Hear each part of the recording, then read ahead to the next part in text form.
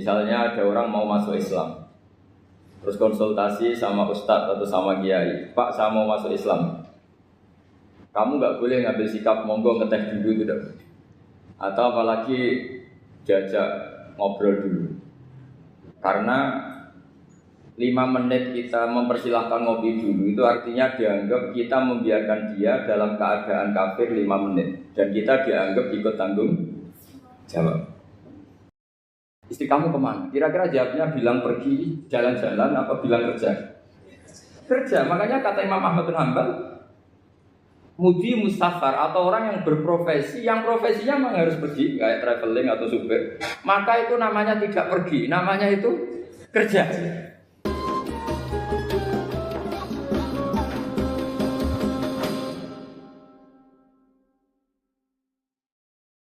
Assalamualaikum warahmatullahi wabarakatuh.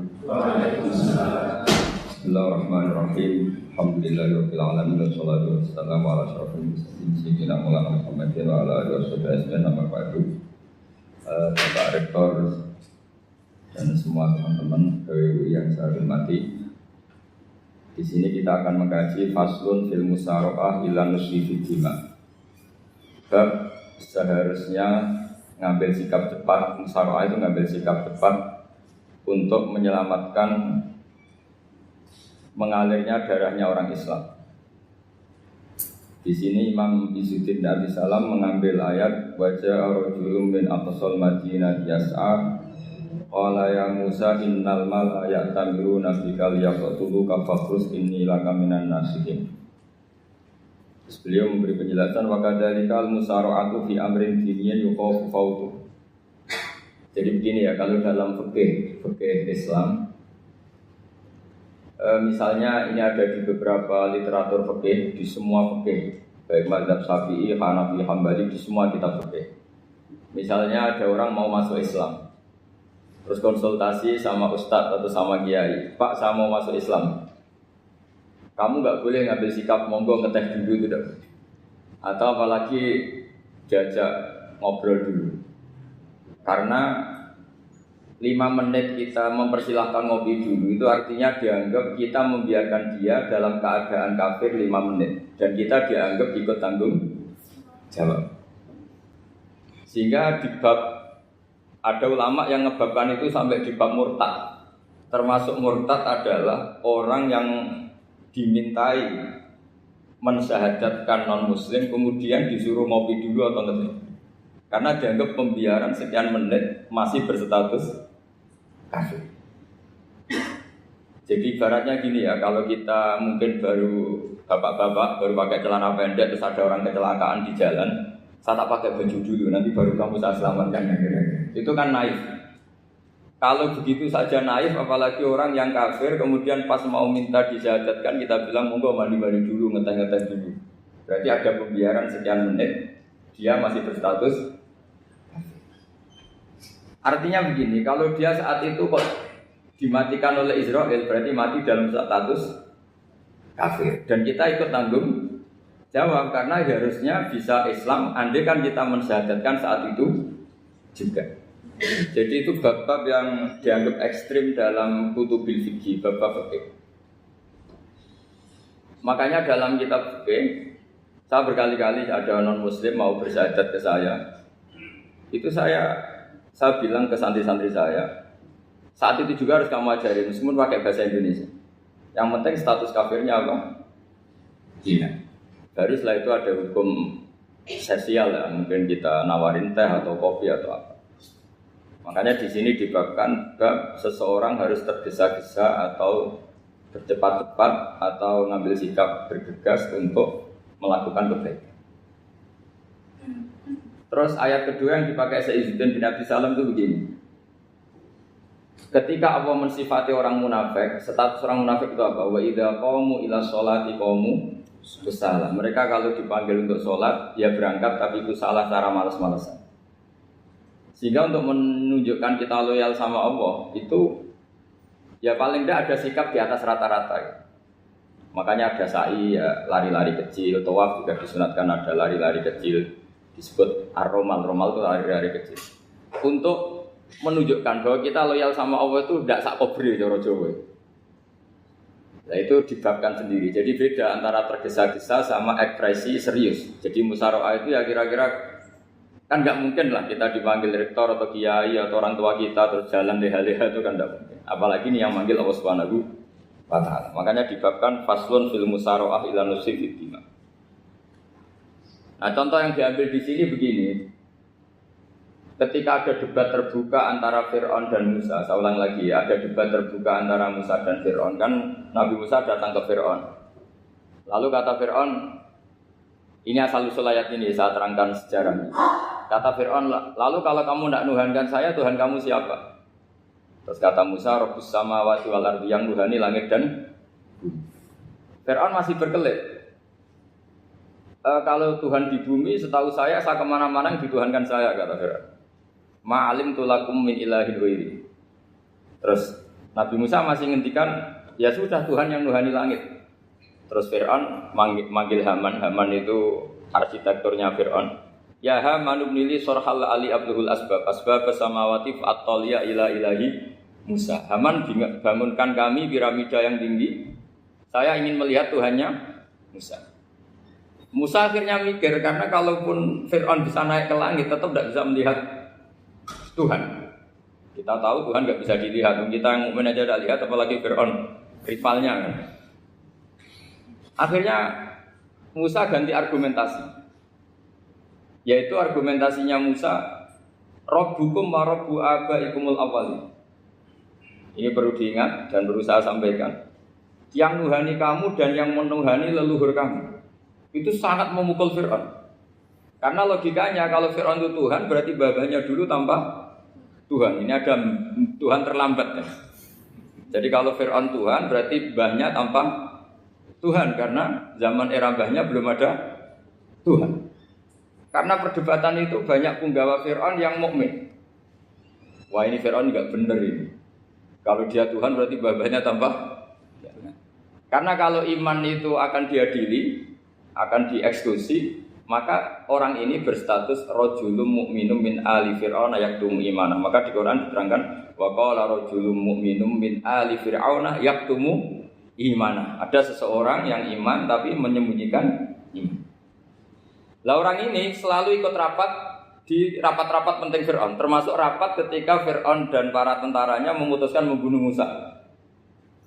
Karena dia ikut rapat dan eksekutornya besok disuruh menangkap Musa. Orang ini malam itu juga nemuin Musa, terus bilang innal mal ayat tamiru nabikal yaqtulu ka Musa. Rapat tadi malam memutuskan kamu besok dibunuh, maka kamu harus bergegas meninggalkan Mesir. Nah, dari kesimpulan itu, dari cerita itu kemudian diambil secara hukum fikih bahwa untuk menyelamatkan darah harus jasa, harus bergegas. Andai kan Musa itu kok sak kobere, sak sempate, maka keburu. Andai kan ini rojul ini tadi, orang tadi penasihat tadi, kok sak kobere ya, maka berarti Musa terlanjur tertang. Jadi itu pentingnya ulama ya. Jadi cerita yang linier, cerita yang seakan-akan cerita di tangan ulama tetap menjadi al-ahkam al-fiqhiyah, menjadi ketentuan-ketentuan apa? Oke. Jadi yang diambil di sini adalah lelaki tadi yang ikut rapat tadi bergegas menemui Musa, memberitahu kalau kamu besok mau dieksekusi, fakrus, maka kamu harus secepatnya keluar dari Mesir untuk menyelamatkan diri. Terus oleh Saizuddin tidak disalah dibabkan bab harus tergesa-gesa menyelamatkan darahnya orang apa? Islam. Jadi ini penting saya sampaikan. Jadi al-qasas ya, semua cerita di Quran itu tidak sebagai cerita, karena Quran tidak ingin melahirkan pendongeng, tapi harus menjadi ibrah, menjadi teladan. Jadi makanya terus di kitab-kitab ulumul Quran diterangkan al-qasas ya, beberapa cerita di Quran adalah semuanya menjadi ketentuan fikih. Saya ulang lagi ya, semua cerita yang ada di Quran itu menjadi ketentuan fikih, meskipun alurnya apa? Cerita. Kayak tadi kan alurnya cerita bahwa lelaki ini bergegas nemui Musa supaya Musa cepat keluar dari Mesir. Terus dibabkan babul musaroah ila musifid. Saya teruskan ya. Wa kama la ra'ayna ma yaqtulu musliman law tabtu'u alaihi la qatalahu fal musaroah ila takhrisihi min wajibatun. Itlaisal unatu mahmudatan fi kulli syai'in balaha mawaqinu tuhmadu fiha wa mawaqinu tudammu fiha wa kadzalika al musara'ah wal lain wal dhulta wa ghairuhuma nas'alullaha ay waffiqana lil amal fi taati fi mawaqi'iha wa madhaniha. Terus cara berpikir ulama, saya pernah baca dalam satu sejarah ulama besar namanya Sufyan Ats-Tsauri. Sufyan Ats-Tsauri itu menjadi wali itu gara-gara kalau sholat di masjid itu beliau datang sebelum adzan. Saya ulang lagi, beliau datang sebelum adzan. Ditanya, kenapa kalau kamu datang sebelum adzan? Saya ini enggak ingin jadi hamba yang buruk. Hamba yang buruk atau pembantu yang buruk adalah setempe nunggu dipanggil. Misalnya kita tahu majikan kita pasti manggil jam 7. Kemudian jam 7 itu Anda masih ngopi, masih tata-tata, itu kan tidak menghormati majikan. Harusnya kamu setempe di jam yang saat itu pasti majikan Anda memanggil. Kata beliau, saya tidak ingin seperti pembantu yang buruk. Datang nunggu apa? Dipanggil. Jadi itu ada beberapa spirit ya, atau inspirasi dari aturan-aturan mahabbah. Sebab itu ketika Allah kritik orang munafik, wa idza qamu ila sholati qamu kusala, ketika dipanggil sholat mereka datang bermalas-malasan. Karena tidak ada cintanya sama Allah, maka datang berlambat-lambat. Nah, berarti kalau ekspresi cinta mengharuskan kita datang bercepat. Makanya dalam istilah lain di Quran ini termasuk balaghatul Quran. Di juz 25 itu istilah menuju Allah itu fafirru ilallah. Kita tahu firar itu maknanya lari apa jalan biasa? Lari. Jadi untuk mengekspresikan mahabbah kita, kangen kita pada Allah, cara bahasa Arab isyak kita, berontok kita sama Allah, tidak diistilahkan jalan tapi fafirru ilallah, harus bergegas bergerak. Begitu seterusnya. Maka kalau ada orang Islam terus ini konsekuensi hukum. Ada non-muslim minta, Pak Bahak, saya tolong ajarkan syahadat. Enggak boleh saya bilang gini, monggo ke dalam dulu.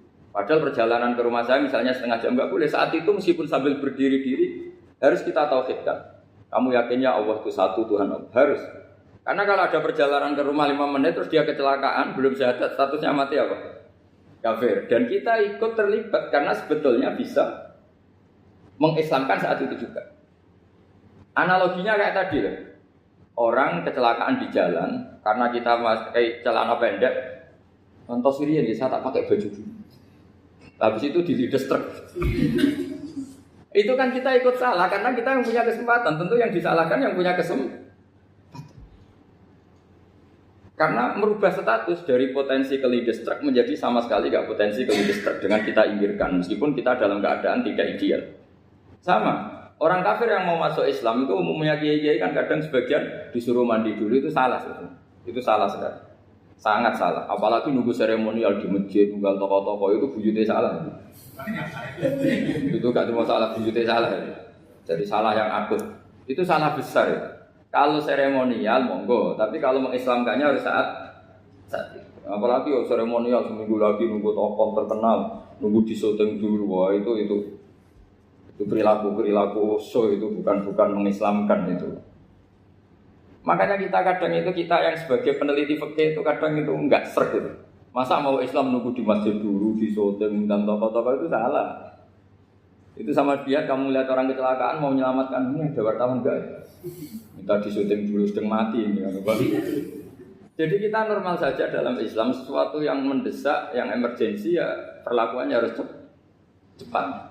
Sehingga dibabkan faslun fil musara'ah ila nusifid fitimah.